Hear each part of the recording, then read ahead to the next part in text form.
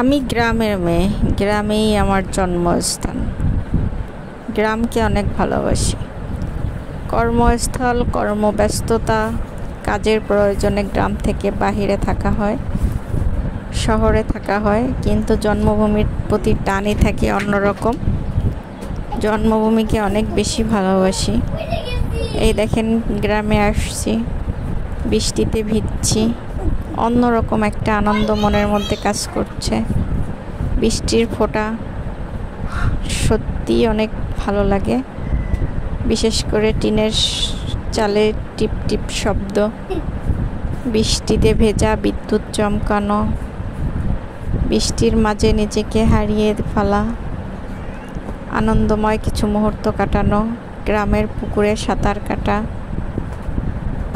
শহরে আমরা সবাই থাকি, কিন্তু এই আনন্দটা উপভোগ করার মতো সুযোগ আমাদের সকলের হয় না। গ্রামে এসে পুকুরে গোসল করা, সবাই মিলে আনন্দ করা, এর মজাই অন্যরকম।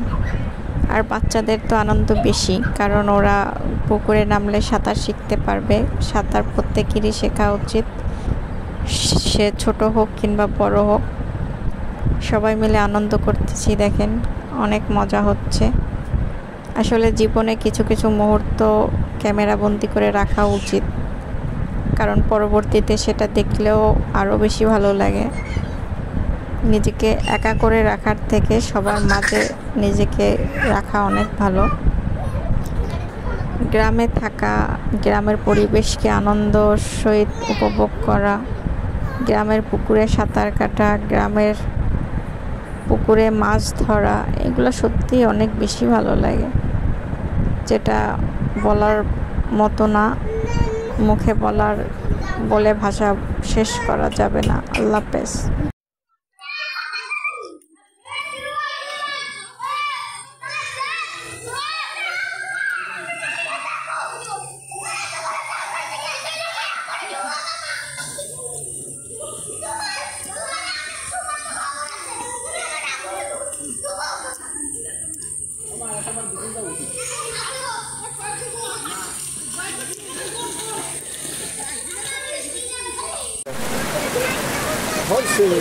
No, no,